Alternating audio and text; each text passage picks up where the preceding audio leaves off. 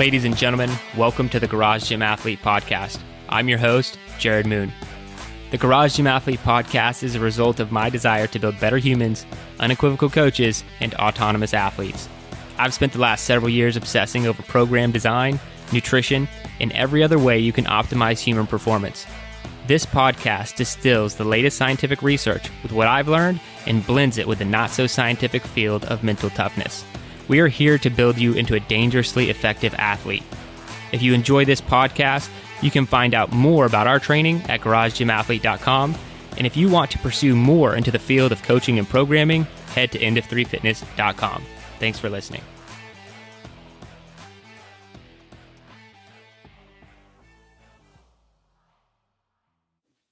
All right, ladies and gentlemen, welcome to the Garage Gym Athlete Podcast. Jared Moon here with Kyle Schrum.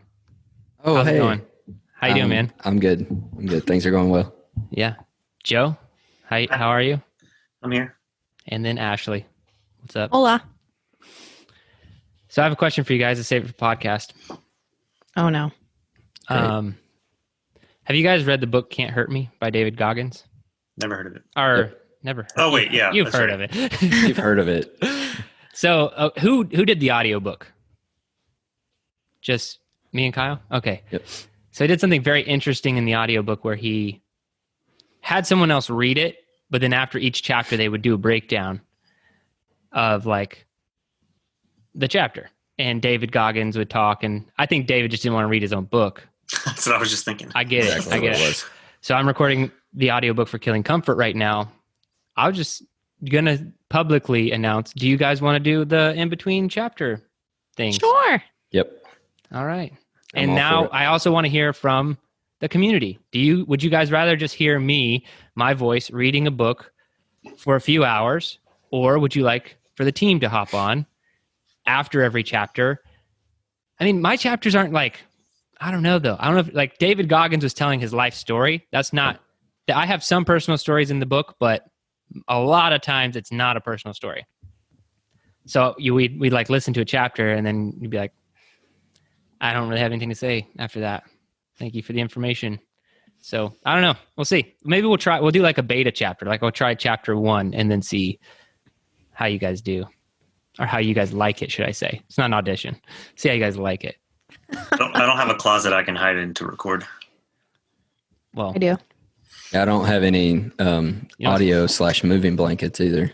well, my house is equipped with multiple closets and you can get a moving blanket just about anywhere. So, AKA, I know you all have a closet. Quit messing around. No, I really don't. I thought you were I'm homeless inviting right us now. to your house. No. I thought you were inviting us out to use your multiple closets. I was and trying all to of us joke, record. brag about having closets in my house. Like, doesn't Oh. everyone have a closet in their house? Actually, I've been to your house. I've seen your closet. I'm You just said saying. I had one. Okay. So everyone listening, let us know if you in the Facebook group, let us know if you guys want to do that, because it doesn't really change how I record it. Like I would still record chapter. I'll be the one reading it. But then if we want to do these like post chapter 1 review, or we can do maybe parts or something like that.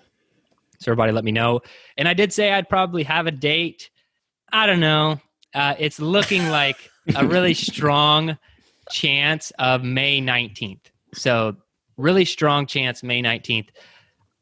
There are some changes that had to be made to the book, last minute stuff, and I should have a copy in hand, kind of like Ashley style. After the podcast, I should have, like, it'll be here as soon as this podcast is over. I'm very excited. I was hoping it would be here before we recorded this episode, but it should be here. It'll probably get delivered while we're chatting. So the book is coming. I'm thinking May 19th. If that changes, I'll let you guys know. But that is the 90% sure date right now, unless changes take longer than that, and a lot more information to come. So that's my only update. One other update. Since I'll just go first with my updates.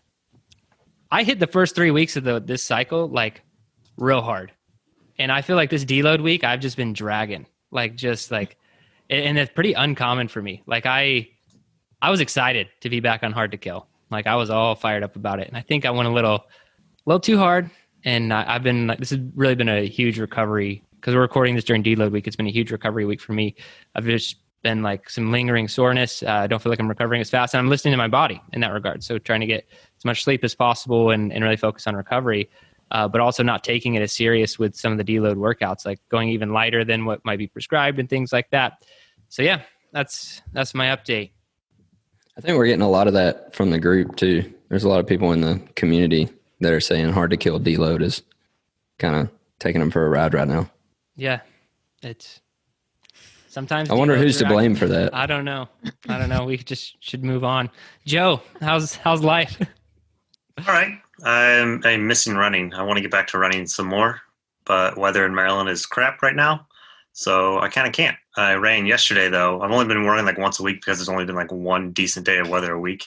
So I ran yesterday, and my hamstrings are crazy sore, and it's both good and bad. I think. So I still love cycling. I still love using the bike, and I did it twice this week and like a bunch last week. But I feel like it's hurting my running performance, and I don't know if it's just how I pedal, but I don't think I get anything in my hamstrings or my glutes. And I try and focus on them, but I don't have clip-in shoes, so it's more of just pushing the pedals down with my quads and not much else. And I try and think about it as I'm going through, like, okay, curl my legs, but I just don't get much out of it in the back, so that I go for a run and I'm super sore the next day. And then like also while I'm running, it takes a while to get going because just like, I guess, lingering from my hamstring injury, which I guess was less than 6 months ago still. But since I've just been mostly biking, it's been hard to actually like build that hamstrings and stuff back. I just feel like I cannot run fast at all. So, okay, a few things. All right. No, I think the clip-in, you definitely need to get some clip-ins, man. Like yeah, that just seems like crazy. Like, okay, then I got to get these fancy shoes, and then I'm just once like, you get all right, I'm going to clip-ins, clip in, guys. Yeah, I don't want to be that guy. Once you're clipped in, it's serious. Like I have a clip in everything now, and it's like, yeah. That's kind of what I told Liz, but I also have to wait till I get my bike, which is when we move, which is, I don't know, 2 months from now, maybe 2 or 3 months. Yeah. So, because then I'd have to get the new pedals and the clip-in shoes just to do that. Well, and then I have a question about the weather. Is it dangerous outside? Are there like tornadoes and stuff? Like, why wouldn't you run outside? It's been on and off raining and storming a lot lately. It's also pretty cold for my taste. Like, in the 40s and stuff, but just a ton of rain. I'm not doing another Sparta. I don't need to run in the rain if I don't have to run in the rain. That's what I was getting at. Yeah. All right. But awesome. I mean, even yesterday it was like 30, like the feels like was 39 or 40, but it was sunny. So I went for a run and it still felt okay. God, no, I get it. I'm wearing a hoodie right now and it's like 85 degrees outside. Yeah. That's. Oh, and today I ordered a chili pad. Just throw that in there. So you ordered a chili pad, which is awesome. So I can't wait to get an update on that. Might be a while. Not a sponsor. Not a sponsor. All the products I guess I do have another update. You got a sponsor? Speaking of not sponsors, I'm returning my Whoop and getting an Aura ring. So there it is. Officially. Yeah. Well, I mean, I might go back to I have 5 Whoops. Let's just be real clear about that. I have a bunch of them. So it's not like, getting rid of, I'm getting rid of the one I just bought, and sending that one back. And I got to try after our conversation, our last podcast about wearables. I had to I was like, you know what? I keep mentioning this Aura ring. I need to try it out. So I want to try the Aura ring out. If I don't like it, I'll return the Aura ring, but I really want to try it out and see if their readiness recovery stuff is more on par with, just some of the junk I was talking about. So I'm going to give that a try. I'll let everybody know how that goes. And Ashley, what's up? Nothing. I am on the planner game. A lot of people saying that planners are useless, and I have loved my planner a ton. I find that if I write stuff down, that I will do stuff, and I'm able to create a routine within I don't know, the chaos, I guess. And I ended up buying a new planner, and I'm super excited about it. I like Emily Lay's planner for me because it's super simple and it kind of breaks down your day out in hours, and then you have a to-do list next to it. So I'm able to check things off and have a to-do list. So I'm on the planner game, even though people are like they're pointless right now, but I'm absolutely loving it. And so I 10,000% agree with you. When the whole pandemic thing happened, I got more, getting more organized and more into my planner, even though yeah, whatever. There's, I get why people might argue against it.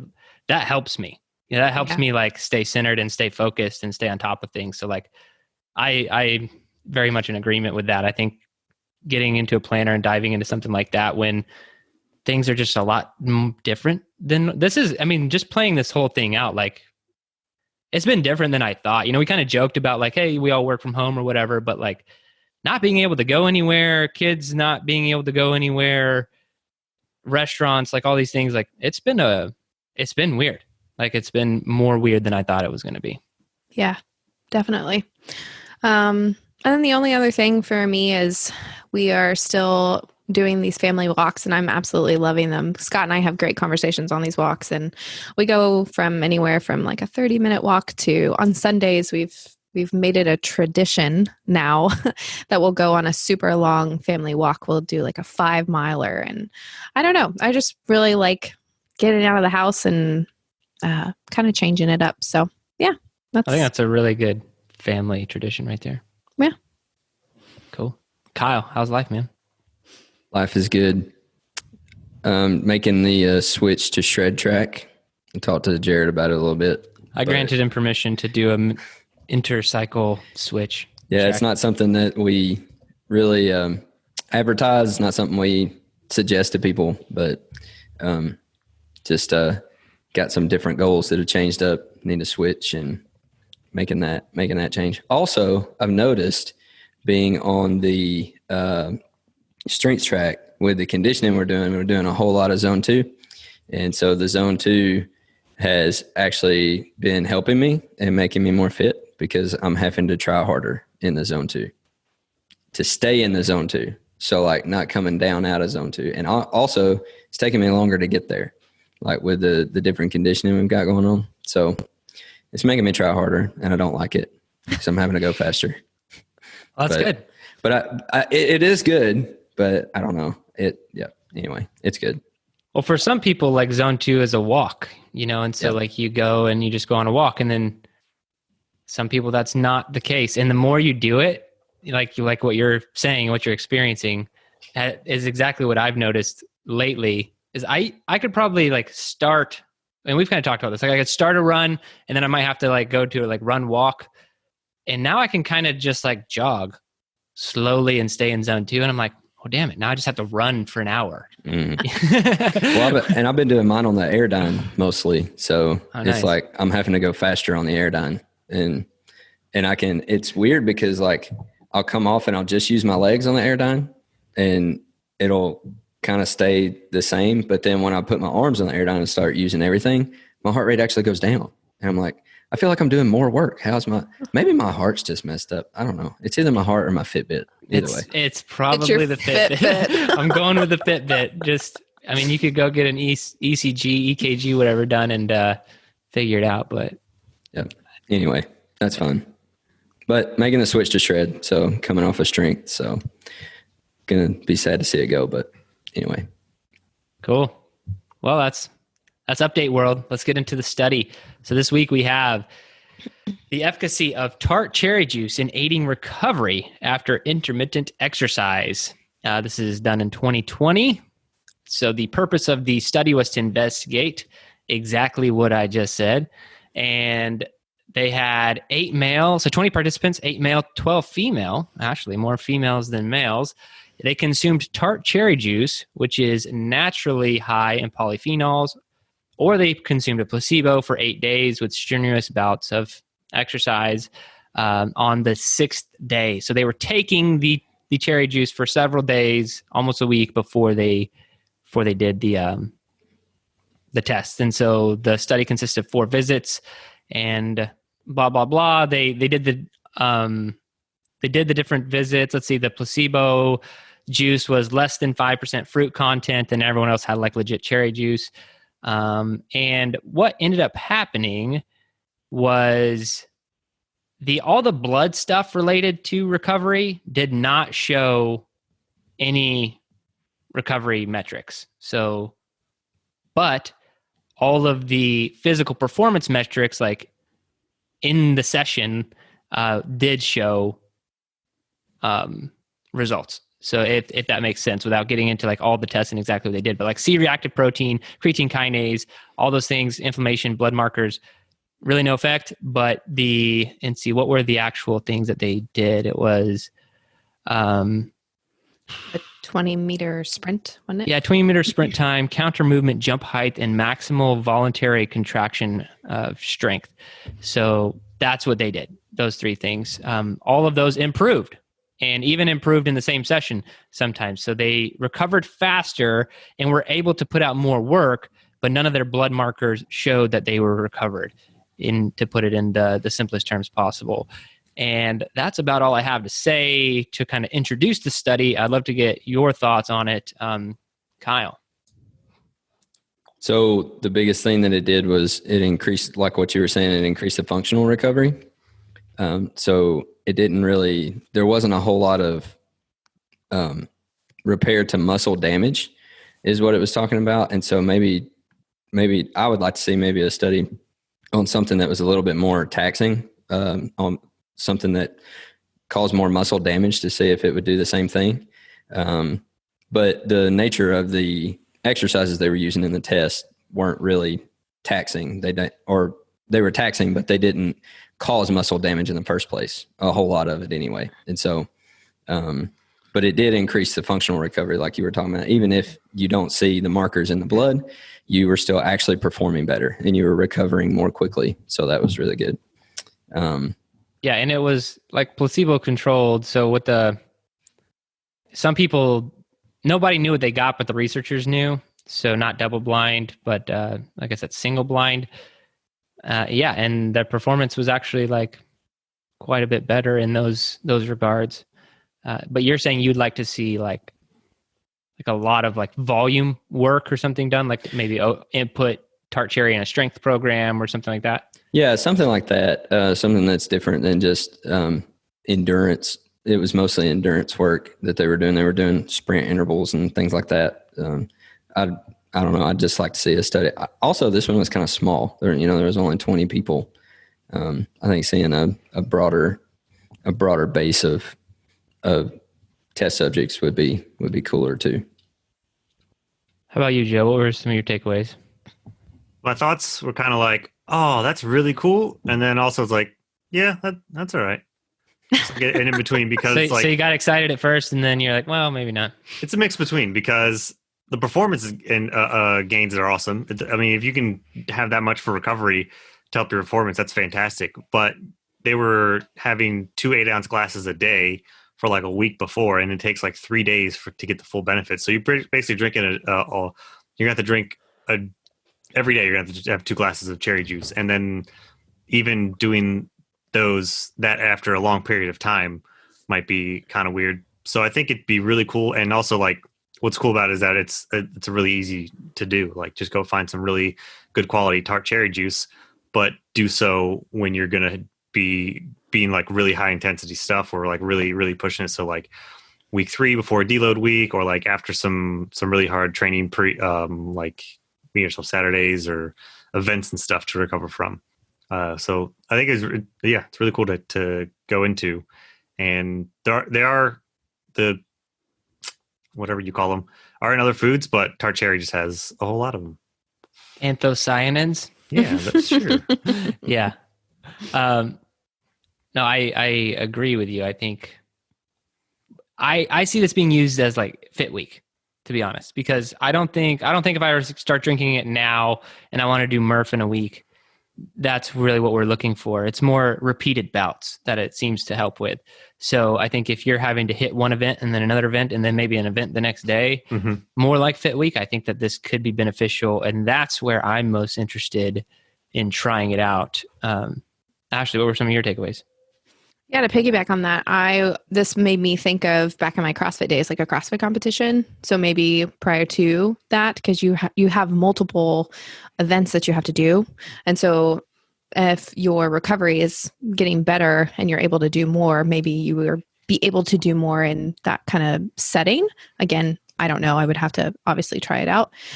And then obviously it improved significantly. So that was on the plus side for me, but it also talked about a little bit that if you took it too much. So let's say you just drank cherry juice for months, that it actually could potentially hinder your performance. And so that to me was kind of like, okay, well, maybe you should only use it for what you talked about, Fit Week or a competition or whatnot, and not continually take Tart cherry juice, for a long time.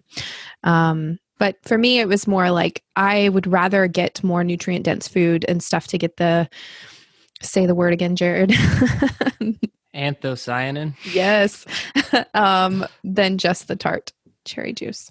Yeah, and what you're saying is a heavily debated topic, specifically in the endurance world, of antioxidants help our bodies, like our cells recover, right? They like get rid of free radicals and stuff. But if you overdo it with antioxidants, this is not me stating fact, this is me stating the debate. If you overdo it with antioxidants, then it can almost hinder like the inflammation that's needed for you to see progress.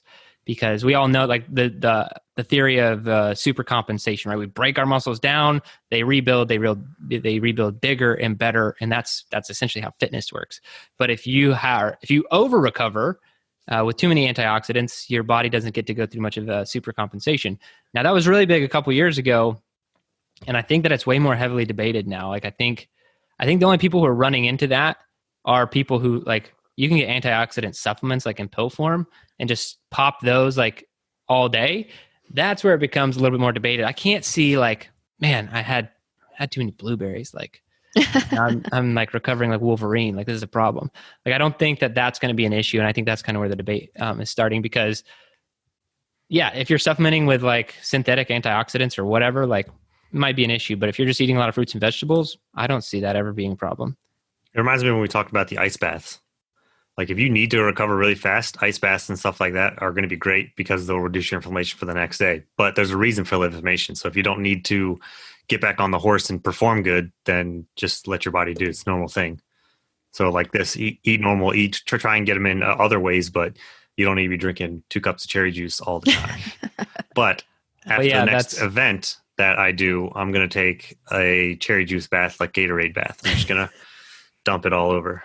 Yeah, let it soak into my hair follicles, and I'll have to find the study on the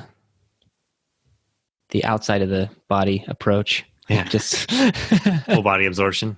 Yeah, I think it's pretty interesting. I already mentioned it. I want to try it pre-Fit Week. I think I would try that, and I wouldn't do this in perpetuity just because I don't think I will enjoy Tart cherry juice that much. I don't really like cherries, so we'll see.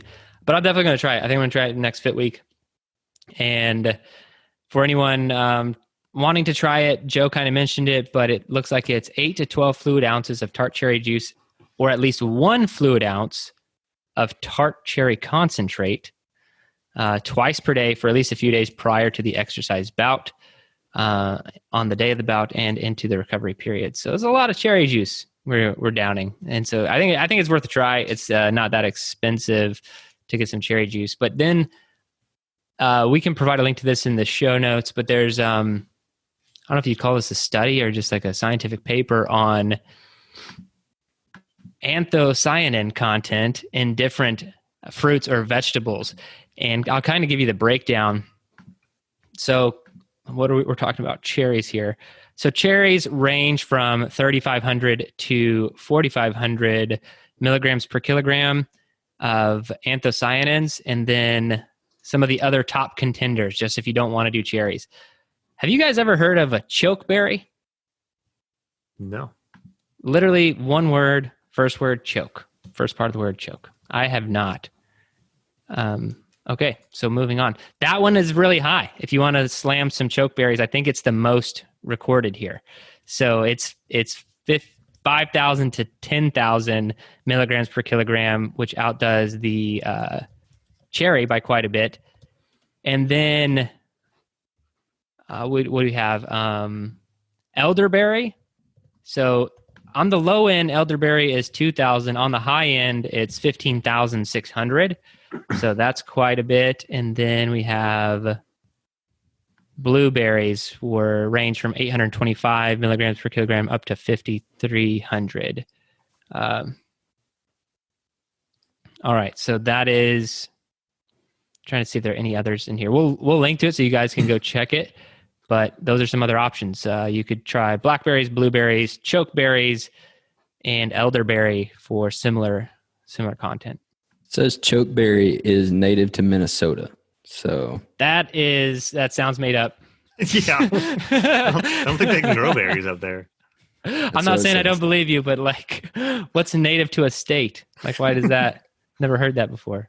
They just hoarded them all. They burned down all the other bushes everywhere else. It's their main import-export. Minnesota? It doesn't say it's. It doesn't say is Chris from Minnesota? Chris Morgan? Is he? Or is he Michigan? I don't know. That all runs together up there. Well, he'll let us know. Yeah.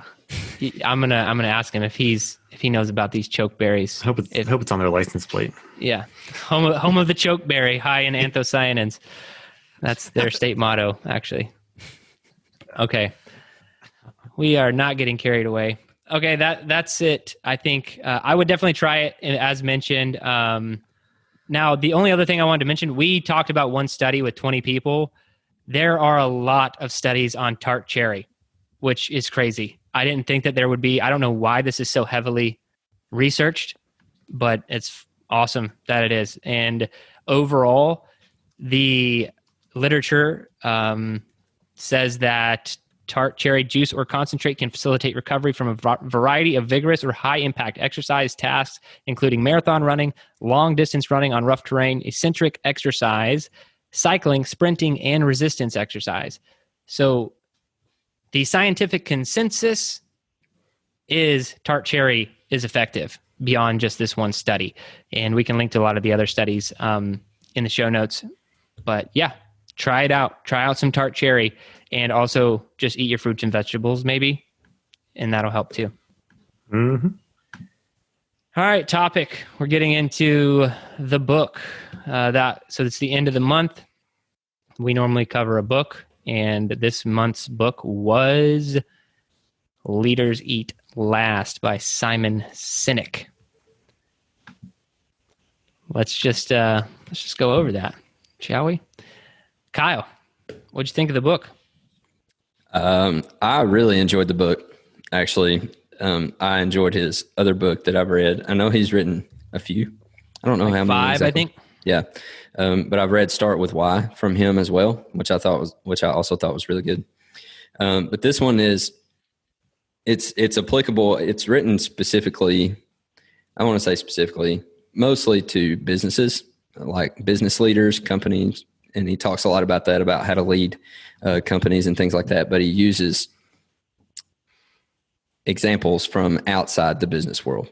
And so it's really good, and it's applicable to anybody that's really in any kind of leadership position or wants to be in a leadership position or anything like that. There's just some really, really good things in there that I took away. He talked about in the Marines, in their officer training, there was a situation where, and he was there interviewing people, and there was a situation where there were a couple of officers who during training, I think had neglected their watch. And so one of the candidates owned it immediately and, took his punishment, and the other guy tried to kind of cover it up and went through several different steps to cover it up instead of just owning it. And so the guy who just owned up to it and took his punishment was still kind of accepted and was retained in the program. But the guy who tried to skirt responsibility was kicked out of the program. Nobody could trust him anymore. And so he kind of asked them while he was there, both of these guys did, made a major mistake. Neglecting your watch, out in the field is like, it's a big no-no. Like that's just something you don't do in the military, especially as an officer. And so why is this guy okay, with everybody just because he owned up to it? I mean, he still made a mistake. He still could have, cost lives out in the field. And they said, no, because he owned up to it, because he took his punishment and he took responsibility for it, then we're all good. Like everything's good. Like we're cool with that. But skirting responsibility and proving that you're untrustworthy is something that's absolutely not tolerated by those guys. And so that was something that I took away, and something that he actually says was being a true leader starts with telling the truth. And that kind of goes along with that. He talks about how leaders don't tell us what we want to hear. They tell us what we need to hear. They tell us the truth.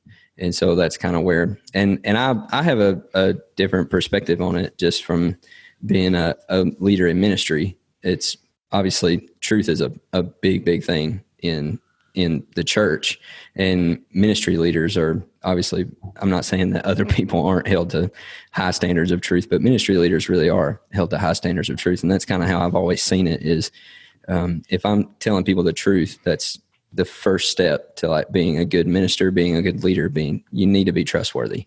And so that's kind of one of the big things that I took away from it was being trustworthy. That's where good leadership starts, is being trustworthy. Yeah, I love the book didn't center a lot on ownership, but I think, ownership is a big part of leadership in general. But to a point, right? Like there's only like, if you screw up all the time, but you own it, it's still like, well, okay, but like you got to stop doing that. You got to make a plan for not sucking. Yeah. And I think that's where that idea gets really difficult, because just to thought experiment that one out further, this Marine screws something up that he should have never screwed up. He owns it. We're okay with it. What if he does it again? What do you think the appropriate reaction to that is? I think he'd be gone if he did it again. Because I think what if he owned it again? Well, I think that goes the other way though, because you're still proving your untrustworthiness. Like if you keep messing up, you're screwing up your trustworthiness, right? Like it doesn't matter that you own up that you messed up. It's like you get like one, maybe two shots and then you're gone, because after one or two, like you're not trustworthy anymore. It doesn't matter that you own your mistake. Like you still keep making the mistake. So it can't trust you to not make the mistake. Yeah, I completely agree. I feel like that, and this just happened a lot in the military with just that ownership idea. Like, just so everyone's real clear, like Jocko Extreme Ownership or whatever, not something he invented, also not proprietary to the Navy SEALs in the slightest. That is the military leadership 101, ownership. If you don't own things are owned for you. Like a couple years ago this is probably 10 years ago, when nukes were flown in a B-2 from like Missouri to California, they fired everyone all the way up to like the highest ranking officer in the Air Force, because they're like, that's your fault. They're like, I didn't know about it. Doesn't matter. That's your fault. And so that like ownership is forced upon you in the military, even if you don't want to take your own ownership. And I think sometimes that it can get lost about, okay, and this is what I saw in the military at like lower level leadership, was people were like, oh yeah, no, it's totally on me. Owned it. And then I would see that happen over and over again. I'm like, I think you're missing the ownership concept here, man. Like you can't just keep messing up and owning it. You got to do something to fix it. And I think that's where leadership gets hard. I think that's where it gets challenging for the leader to make that decision, because if you have somebody who's like, yeah, okay, that's on me or whatever. And you're like, okay, but like, what do we do from here? And I think that's where it gets really messy. Cool, man. I think that's cool. Anything else? No. Awesome. Joe, what'd you think of the book? It's been a long time since I read it, so I had to refresh. But I think it's really good for people coming into new leadership roles to get into, working their way up in their career, because it helps paint the picture and shed the light on how they should be looking at their position. A lot of people will get into these new positions and go, okay, great, I'm happy about where I came, so where do I go to next? And just forget about who's under them, who's behind them, because they're focused on getting up, and they're just on that upward trajectory. But you got to realize that the people that are under you, that you're surrounded by, are actually what's going to make you succeed. And keeping that human relationship with those people are going to help you build those people up, as well as those people are going to lift you up. And going back to the military thing, chiefs in the Air Force, they're the highest enlisted, but they're always looked at for the people that are there to help those under them, because they've reached their leadership position. So all they should be doing is helping the people around and under them. And those are the best chiefs that everybody loves. And the ones that you don't like are the ones that are still worried about themselves and worried about what they're doing versus helping you do what you're doing. So it paints a good picture of how it puts it into context about how when you get up there, you should still be working on the people that are around you, that are under you, because they're essentially going to lift you up to the next stage. So if you lift somebody up to where you are, then you're going to have to go somewhere too. And you're just going to go up again. Ashley. I really liked the book. I will say that it was my first audiobook that I listened to all the way through. So nice. Yeah. So I'm on the audiobook train, kind of. But the biggest takeaway I took from it was empathy. If you have to be relatable, and people, especially your employees, if you are leading employees, or in general in life, if you have a coach or somebody, I know we can all think of teachers, coaches, and that's kind of what when I was listening to this, it made me think back on old bosses, whether good or bad, I've had, as well as old coaches throughout sports. I played soccer pretty much all my life, and I've had some great ones and I've had some really bad ones. And a lot of it, what I really liked was the fact that if you could become approachable and have someone come up and say, I'm really struggling because of X, Y, and Z, that made such a huge difference in companies, as well as, I'm sure it would be the same way on a team of some sort. So that was my biggest takeaway from that, is you have to be relatable. And then I really liked the studies I don't know if they were necessarily studies, or he just basically was taking statistics about like how if people were basically like numbers, if you didn't see the people, if that you were just in a big group of just like one big number, that the people up top were able to make decisions that not necessarily were great for the people that were in the bottom, if you will, because you aren't able to see them and you aren't able to see what you're doing to those people. So it just always made me think about the military. And all honesty, sometimes I think people at the top don't see how they are inversely affecting those, that like quality of life and so many different things. So I really liked the book, though. It was a good read.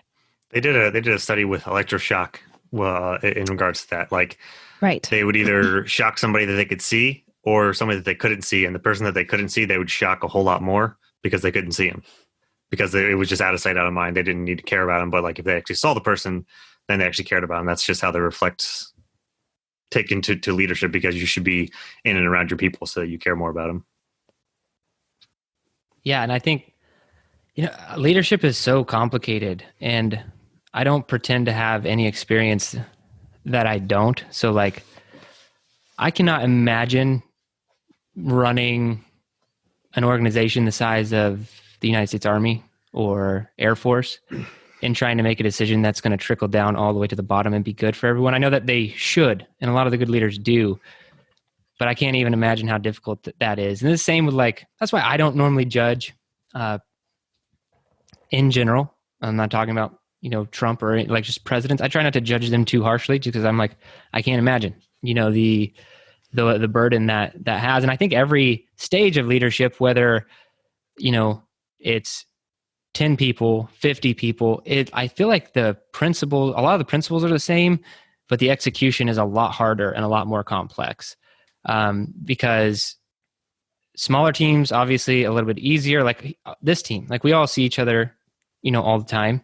And so that's helpful and we're kind of close. But like, if we were to jump up to this being a team of 50, I'm sure that there would be some people who get lost in the cracks, and it brings those challenges. And then, transferring to people like Jocko, he writes some amazing stuff on leadership, based off of his leadership experience. But at the same time, I mean, Jocko didn't make it up to like the highest levels of military leadership. And sometimes I wish he did, because I think his principles are sound and would do really well. But the complexities at that level are just so crazy. And anyway, I try not to fault anybody who's just trying at leadership in general, because it's like, damn, like, I don't know what it'd be like to be in that position. And I think my takeaway is very similar to yours, Ashley, was this. I wrote down human to human, like everything is human to human. And because a lot of this is like related towards business and stuff, like that's how, and that's a lot of his books are that way. And in business, you can be a B2B business. So you do business with other businesses. Like if I was a paper company that sold paper to other businesses, or like Garage Gym Athlete, we're B2C, business to consumer. We don't serve other businesses. We help a person, an individual. And so business to consumer. But none of that matters, right? It doesn't matter. Like the people who buy things are humans. You're a human. Everything is human to human. So if you can just be a good human, like that's going to, having integrity, building relationships, communicating frequently, having empathy, like all the traits that it takes to be a good human, I think is what's going to foster great leadership over time. And he didn't really put that as like his takeaway in the book. That was more of like a negative, how to be a bad leader is to like not think of the humans, like all the humans in your organization. But I think kind of reversing that is like the way to really be good at leadership. And I think fostering autonomy, he talks about that a little bit. I think that's really hard. I think that's much harder than he gives it credit for in the book too, just from my experience in the military. And even, with this team, like you guys are fairly autonomous. Like we meet once a week and like, I don't, other than that, I don't really know what you're doing. You know what I mean? Like, and it doesn't matter to me because things are getting done. But like, I know autonomy with someone who doesn't want to work hard. If you've ever that's the thing in the military is like, you can be stuck with some people who like, you can't really fire people in the military. Like you just can't. You just make their life worse. Yeah. And so, and I've been in that situation to where you get an 18-year-old kid who doesn't want to work. They're kind of pissed about the job they have. And you're like, how do I motivate this person? How do I foster autonomy in a person who doesn't care and doesn't want to do this? And so that was kind of a negative critique of the book is I don't feel like he did a good job going into some of the practical implications of what he's saying, because it's kind of like, I'm like, if you ask me how to PR your back squat, and I was like, well, you go out to your garage, you load on more weight than you've ever done, and then you squat down and then you stand up. And that's how you PR your back squat. Mm-hmm. Like, well, there's probably something missing, right? And that's kind of how some of his ideas came across to me. He's like, be empathetic, foster autonomy. Like, those are great ideas, dude. Do you have any idea how hard those things are to do in practical terms at all these different levels of leadership? And I don't think that he did a phenomenal job exploring those things. Overall, though, his big ideas are great. And I think that they're great for a leadership book. And that's just kind of my take on it. Like Scott and I went through ROTC together. So Reserve Officer Training Corps at Texas Tech University. When you're going through it, it feels kind of silly. And I'm sure, like Scott probably hasn't even truly experienced it yet because he's not out yet. But how valuable some of that stuff is later, like, is kind of crazy. People pay a lot of money, tens of thousands of dollars to get that type of leadership training that we got in the military. And it's super useful and also teaches you a lot about human behavior. And I think that it goes a long way, and it's leadership is tough, but I think it's a decent book. His new book, Infinite Game, is really awesome though. It just came out in 2019. Any other topics or ideas, thoughts on Leaders Eat Last? He knocked it out of the park with a book title. Yeah. Yeah, he did. It made me want to read it. Exactly. Leaders Eat Last. Oh, I like that idea. Yeah. But that's where he starts, though, is that empathy of putting others ahead of yourself and being selfless as a leader and those kinds of things. So, and I guess that's what his new book, The Infinite Game, is kind of about. It's about creating a business that is kind of putting the human race ahead of your business, like while still trying to be profitable, because you have to be profitable. And what was the example I love that he mentions in that book? And I think I've mentioned on the podcast before, but when CVS took away cigarettes. So if you guys didn't know, CVS does not sell cigarettes at all anymore. And they made that like their core values and visions, and all this vision statement was like, we're about health. We're about people living better lives. And then people were like, that's great. Why do you sell cigarettes?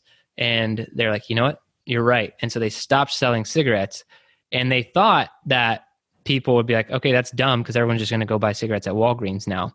But they did all these studies, and they found out that cigarette sales did not just increase. They actually just went down after CVS started that. And nicotine patches and all gum and all that stuff went up. So their decision, I think that it might be quantified in the book, caused thousands and thousands of people if not tens of thousands of people to just like stop smoking because a company made a decision for humanity and aligned with their core values as opposed to just trying to be a profitable business. So I think definitely check out his other book too. It's really good. All right. Workout. Ashley, you want to brief it? Sure. It is a 2,000 meter row or run time trial. And then you get to rest for 7 minutes after that glorious time trial. And you have 9 minutes to complete as many burpees as you possibly can. And if you have reached 109 reps or higher in that 9 minutes, the burpees have saved you. But if you get 108 or less, you have not been saved and you have to do another 2,000 meter run row time trial. The workout's called Burpees Save Me. Oh, yes. Sorry. Oh, did neither one of us say it? Nice. I don't think so. I said the workout and then, yeah, all right, nice. So tips, tricks, strategies. I like burpees, I'll say, on this one. And I will say I pace out the burpees a little bit, but I keep moving. So how I do that, I kind of wrote it out in my notes here, but when I stand up, I kind of click my feet together and that's my second of rest, if you will. And then I go back down. I have to, yes. I'm picturing a heel click midair like a leprechaun. I don't know. I stand straight up and then I have my foot touch my other foot and it goes back and then I go back down. But that's the only way for me to continuously do burpees when I start to get tired. But I never stop because if I stop, there's no way I could make this in that time restraint. I have it's around 12 burpees per minute. Yes, it's a pace. It's a pretty big, and I find that I go obviously faster at the beginning, and then I start to slow myself down. So that is I hate doing the Jared just go fast, but you have to kind of keep moving throughout these burpees. You can't stop and, take 10 to 20 seconds of rest. I think that would, you wouldn't make the time cap, in my personal opinion, unless you're just super efficient and super fast at getting down and getting back up.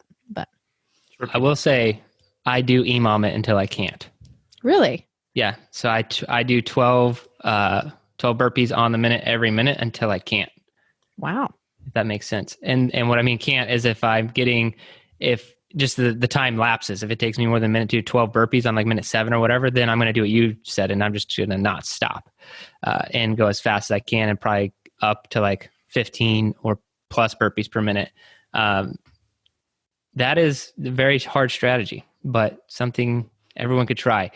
My real advice for this one is lay down after the time trial. Yeah. If you legitimately do a 2,000 meter row specifically, time trial, not just like, right. This is where you could do what, like you could just like do a 15-minute 2,000 meter and it's not a big deal. But if you actually try, you're going to be pretty spent. And then I think that you should lie down, recover, fetal position, like Joe said, and just like don't move for 7 minutes and get fully recovered before you start the burpees.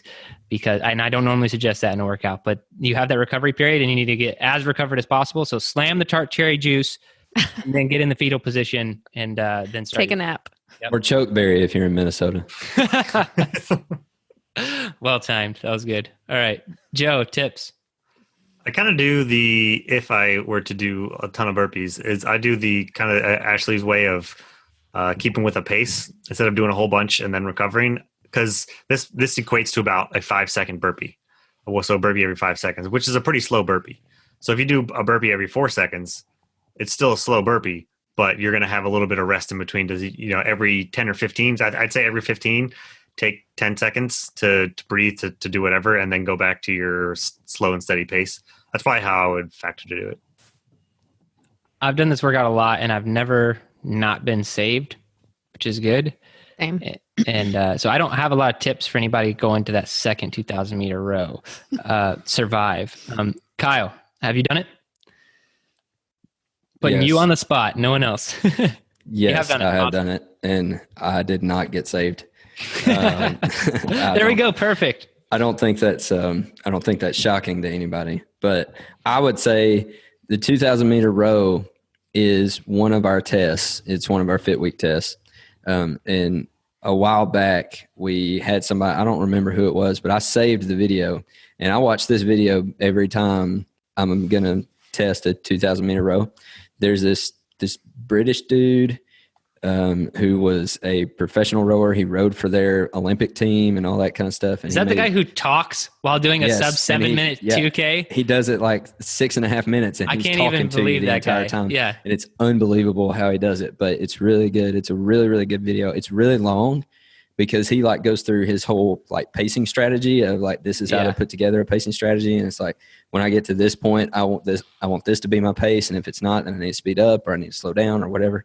But it's really, really good for, I actually PR'd my 2K row after watching that video, and I PR'd it by. So you have it saved somewhere that maybe we could share with everyone listening? Yes, I do have it saved. Okay. Somewhere. Let's get it in the show notes if we can. I know that it's in the Facebook group somewhere as well, but yes, I know where it is. Anyway, I would say have a pacing strategy for that. Obviously, you want it to be a fast pace because it's a time trial. You don't just want to, if you're just going to mosey through it, there's no point in having a pacing strategy. But I would say watch that video and learn how to pace it out. And that's actually really going to help you with the 2K row. You're still going to be spent. So do all these other things that we've talked about for the workout. But learn how to pace a 2K row, and it's actually going to help you a whole lot. And that just watch the video for this guy can row 2K faster than I can, which I'm not like amazing at it, but still he's talking you through it and he does it in like 6:30. I'm like, you are some sort of animal. He's like, he beats his own time. I'm getting tired, so I'm going to do this. And I'm like, what are you doing right now? I can't even like almost say a word during a 2K row. And it's all in a British accent, which makes it more fun. Yeah. More enjoyable to listen to. Yep. All right. So what do we do on that second 2K? Like what's... Oh, chill. Survive it. Just go slow. Like you go fast on the first one and then... Yeah. Survive. See, if I could rewrite this workout, which the laws of Garage Gym Athlete say I can't, is that I would have some sort of way to make you go fast on the first 2K. Like something calculated out. I know it says time trial, so it's a matter of personal integrity, but you could just like sandbag, like I said, a 15-minute 2K, and then the burpees would be actually really easy, So sounds about right. Yeah. I'm not saying you would do it, Joe. All right. Cool. That's it. Well, everyone, thanks for listening to the podcast. If you have enjoyed it, please leave us a positive review on wherever you're listening to this. Thumbs up if it's on YouTube, 5-star review if it's on iTunes. And thanks for listening. If you want to dive in more with our training and everything we're doing, go to garagegymathlete.com, sign up for a free trial, and you can try one of our 8 awesome tracks, except for the women's health track because it's closed right now, but it will be open again. So 7 of our tracks are open and accepting new athletes right now, and we would love to have you and see how we apply the science to the programming. Thanks for listening to the Garage Gym Athlete podcast. If you want to learn more, go to garagegymathlete.com. You can learn about our training. Let us send you a copy of our book, The Garage Gym Athlete, or you can even get featured on the Garage Gym Athlete podcast. Thanks for listening.